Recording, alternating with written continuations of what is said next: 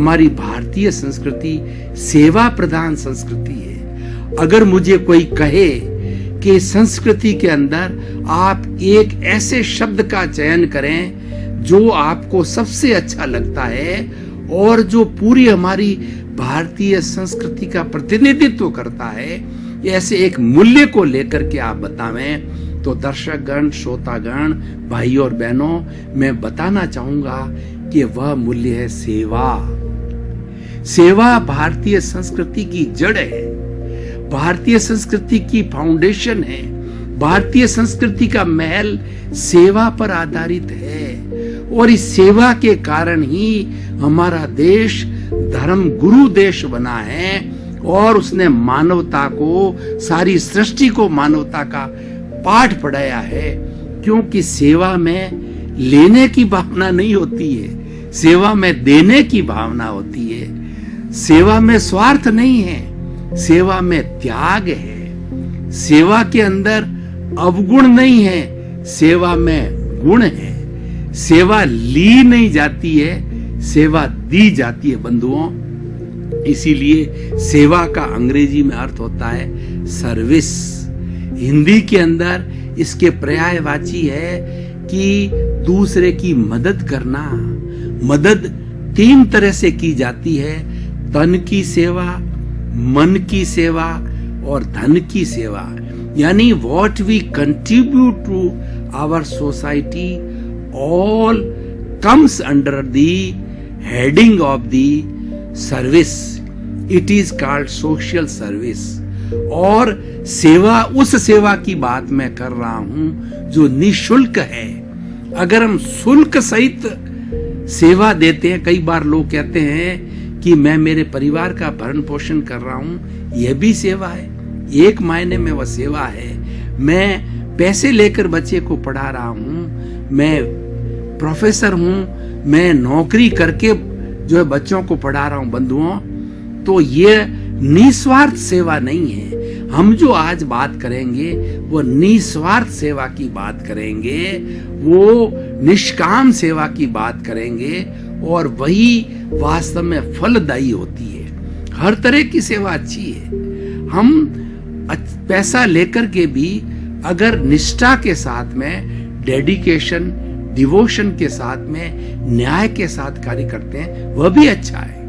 कोई भी एक राजकीय कर्मचारी अगर अपनी तनख्वाह लेकर के अच्छे तरीके से कार्य करता है, वह भी सेवा है, बुरा नहीं है। लेकिन जो हमारी संस्कृति के अंदर जो मूल्यवान चीज है वो निस्वार्थ सेवा है, उसकी हम बात करेंगे। क्योंकि जो हम पैसे लेकर के सेवा करते हैं वह हमारा स्वार्थ है, वह भी अच्छा है। लेकिन अगर हम पैसे भी लेवें और सेवा ढंग से ना करें, कार्य अपनी ड्यूटी को ड्यूटी समझ करके नहीं करें, बल्कि दूसरे को कष्ट देकर के कार्य करें, तो वो और दुखदायी हो जाती है। तो आज अब हम समाज सेवा के महत्व की बात करते हैं। सबसे पहले हमको समझना होगा कि समाज किसे कहते हैं। मनुष्यों के समूह को समाज कहा जाता है। जहां पर बहुत से मनुष्य एक साथ रहते हैं उसको समाज कहते हैं। और मनुष्य को जो पहचान मिलती है वह भी समाज से मिलती है। भाई और बहनों, दर्शकगण, श्रोतागण, जब माँ के पेट से एक अबोध बच्चा पैदा होता है तो सभी बच्चे एक जैसे ही पैदा होते हैं। कोई महापुरुष रूप में पैदा नहीं होता है, महापुरुष तो बाद में बनता है। सब बच्चे की तरह ही पैदा होते हैं। और जब बच्चा पैदा होता है तो उसके बाद उस पर छाप लगाई जाती है, उस पर स्टाम्प लगाई जाती है। ये जैन का बेटा है, ये ब्राह्मण का बेटा है, ये ईसाई का बेटा है, ये मुस्लिम का बेटा है, ये जोरास्ट्रियन है और ये सिख है, ये हिंदू है। इस तरीके से उसको पहचान दी जाती है, उस पर ठप्पा लगाया जाता है। ये जाति के कारण होता है।